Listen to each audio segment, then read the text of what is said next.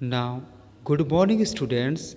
Today we start chapter 14 in Geography, class 9th, Atmospheric Pressure and Winds.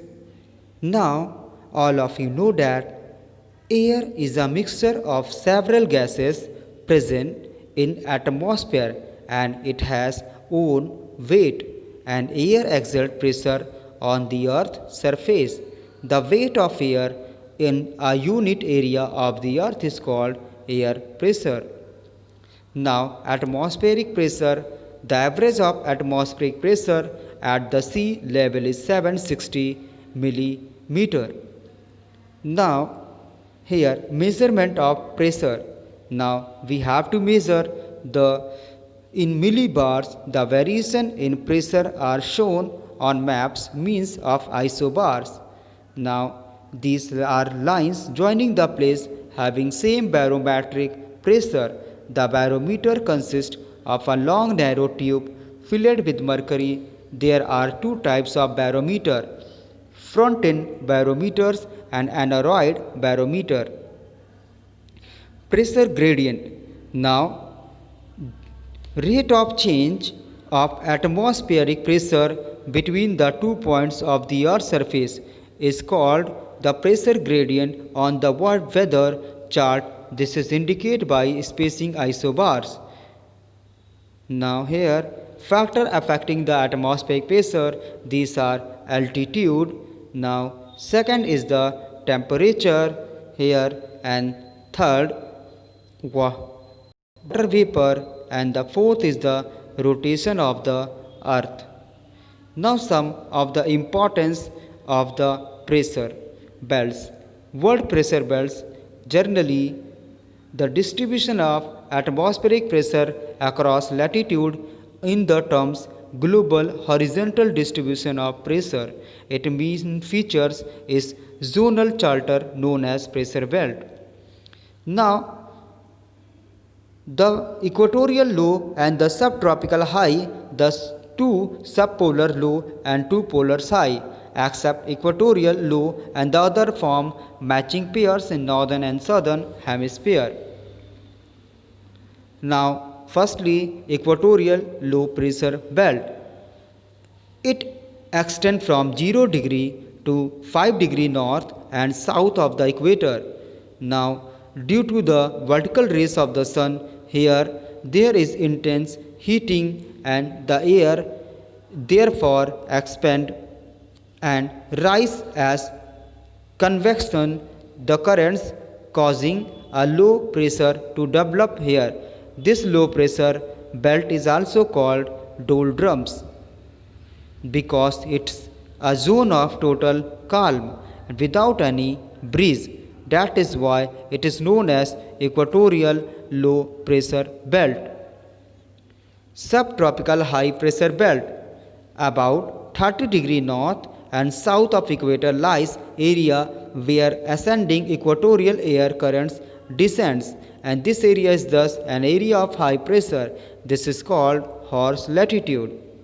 Now some trade winds and towards subpolar low pressure and westerlies circumpolar low pressure belt, which is located 60 degree to 70 degree in the hemisphere known as circumpolar low pressure belt. In subtropical region, descending air gets divided into two parts, one part towards the equatorial low pressure belt and the other part toward the circumpolar low pressure belt. Polar high pressure areas at 90 degree, now 70 to 90 degree north and south, the temperatures are always extremely low and the cold descending airs gives rise to high pressure over the poles. These areas of polar high pressure are known as the polar high, and these regions are characterized by permanent ice cap. Now you have to see shifting of the pressure belt, like from 21st June, now 23rd, 21st March and 23rd September, December 23rd December, the sun is going, and here shifting of the pressure belts towards Now there are some of the important points like North Pole. Now here the descending air is showing here and ascending air in the circumpolar low pressure belt on the 60 degree. Now equatorial low pressure belt and the 0 degree, it is also known as doldrums. Now in the southeast trade winds. Here on the 30 degree subtropical high pressure belts or horse latitude. Now when we are going for the here circumpolar low pressure belt in the south, now it also showing circumpolar low pressure belt. Now generally winds, what are the winds? Mainly air flows from areas of high pressure to areas of low pressure. Horizontal movement of the air is called the wind. It is natural attempt to the balance inequalities in air pressure. Now vertical of nearly vertical movement of air is referred to air currents. Factor affecting the distribution of velocity like here pressure gradient. We have already studied the pressure gradient. The greater the difference in pressure between 2 points, the steeper is the pressure gradient and higher is the wind speed.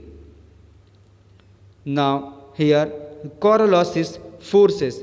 Due to the Coriolis forces which deflect the air, the deflection of air at least equator. So now it is done by the due to the Coriolis forces. Now some of the types of winds. There are some winds which blow throughout the year from one latitude to other in response to latitudinal difference. Now these are known as permanent or prevailing planetary winds. Now certain winds reserve in directly periodically with season areas called periodic winds, and some are only in small areas and have special characteristic called the local winds. Now trade winds. Trade winds are blowing at the 30 degree north and south towards the equatorial low pressure belt and extremely steady winds known as trade winds. Now characteristic of trade winds. Here since they are warm winds, they pick up moisture and are responsible for heavy rainfall on the eastern side of tropical island. They are called northeast trade winds in northern hemisphere and southeast trade southern hemisphere. The winds and pressure belts move few degree north and south along with movement overhead the sun. They have fixed velocity of and air are regular. They are permanent or prevailing winds. Now second is the westerlies. Westerlies winds are prevailing winds that blow 35 degree to 60 degree north and south latitude in the subtropical high pressure air belts and the subpolar low pressure belt. Now the main characteristic are they blow from subtropical high pressure to subpolar low pressure belt. They are very strong winds and often blow from the western side of landmass. Now some others characteristic of the polar winds. Here the western or westerlies wind, they are interspreads by cyclones and cause light drizzle.